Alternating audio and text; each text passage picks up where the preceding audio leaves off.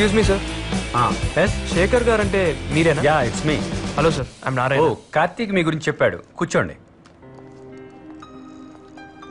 Good. Project దేని మీద చేద్దాం అనుకుంటున్నారు? Ethical hacking.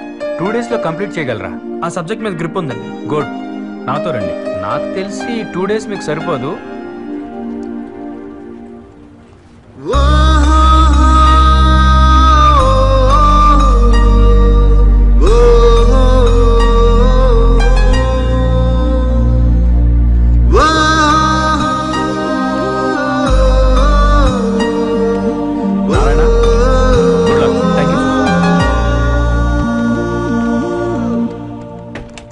అన్నా ఏమైందిరా? బ్రేకింగ్ న్యూస్ అన్న, ఈవినింగ్ వచ్చి కలుస్తాను. ఏమైందిరా అన్నా? అసలు కీర్తిని చూస్తానని అనుకోలేదు. నువ్వు రెఫర్ చేసిన కంపెనీలోనే ఉంది.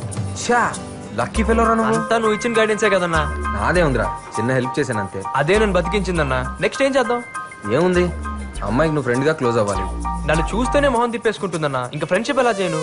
రే, ఏ అమ్మాయి వచ్చి నాతో ఫ్రెండ్షిప్ చేయి అని మన మీద పడదు. మనమే ఏదో ఒక సిచ్యువేషన్ క్రియేట్ చేసి ఆ అమ్మాయి వచ్చి మనతో మాట్లాడేటట్టు చేయాలి. అదే ఏం చేయాలి? రేయ్, ప్రతిదీ నీకు స్పూన్ ఫీడింగ్ ఇవ్వడానికి నేనేమన్నా లవ్ స్కూల్ పెట్టుకున్నానా? నువ్వేమన్నా నా స్కూల్లో స్టూడెంట్ వా? నీకు ఇప్పుడు మంచి ప్లాట్ఫామ్ ఉంది.